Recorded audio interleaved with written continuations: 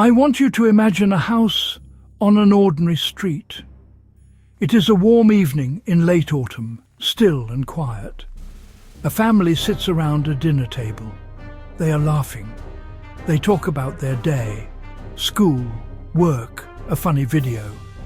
The kitchen light creates a small circle of warmth in the dark. Then, a single sharp knock at the door. Nothing seems terrible in that instant. But that knock is the last moment of normalcy before a life is gone. This quiet beginning repeats across the country every day. Lives end without warning, leaving echoes behind. This is not rare. It is routine. The number 45,000 is a monolith of sorrow. To understand it, we must break it down.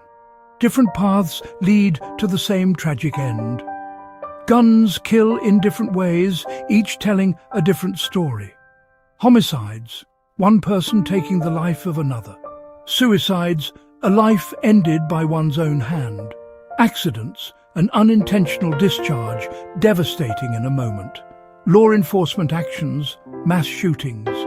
Together, these streams form the heartbreaking river we must confront. Each carries unique weight and needs a specific response. Over years, the pattern stays disturbingly consistent. The annual toll follows three primary tragic pathways: homicide, suicide, unintentional accidents. Homicide captures headlines, a life stolen by another. It ripples fear through communities and families. Suicide is quieter, more prevalent, and deeply private. A firearm's lethal efficiency can turn an impulse into tragedy. Accidents remind us safety must be unwavering. A lock, a safe, a double check can rewrite the story. Together, they define the problem we must solve. Only with multifaceted solutions can we reduce the flow. The conversation often focuses on crime and homicides, but many, often half or more, of gun deaths are suicides. They happen quietly, behind closed doors. The role of the firearm is critical and cannot be overstated. Nearly 9 out of 10 suicide attempts with a gun are fatal. A firearm removes the chance for a second chance. Easy access during a crisis is deadly. Decisions are often made in minutes. Securing firearms creates time, the most valuable resource. Time to intervene, time to call, time to choose life. It's about mental health, safety, and distance from lethal tools. Homicide often leaves the most visible scars, a brutal daily reality in many places. Fear and trauma hum beneath the surface. A teenager who didn't come home, an empty chair at dinner. A corner becomes a shrine. The burden is not equal. Young men, especially men of colour. This follows disinvestment, poverty, and lost opportunity.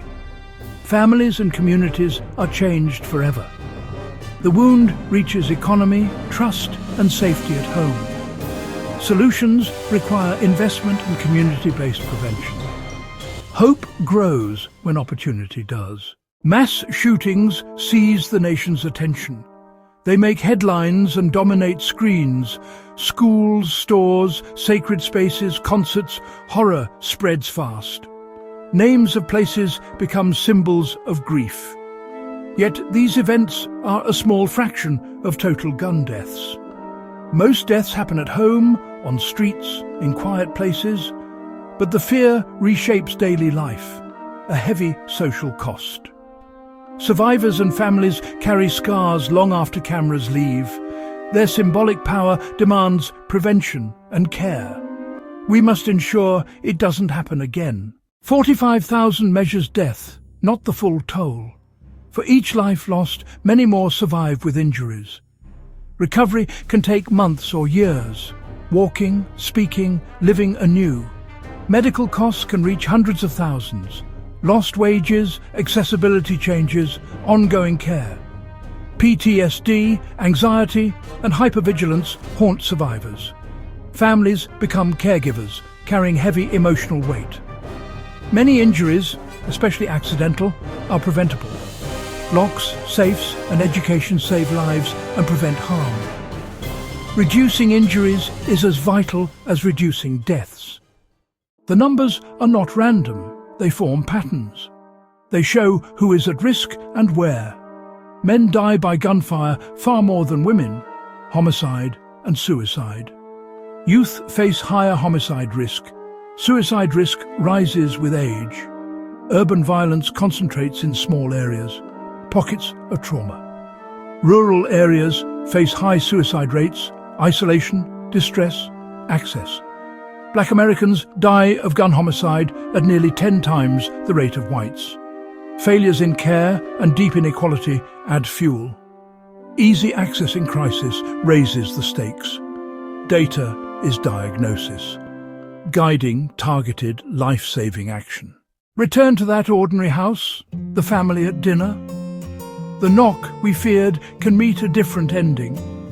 A neighbour knows the signs and steps in. A call guides someone toward care. A locked safe replaces a loaded drawer. A community works to stop the next knock. 45,000 is not fate. It measures urgency. 1. A gun lock. 2. A brave conversation. 3. A path for youth. 4. A sensible law. Small acts multiplied turn the tide.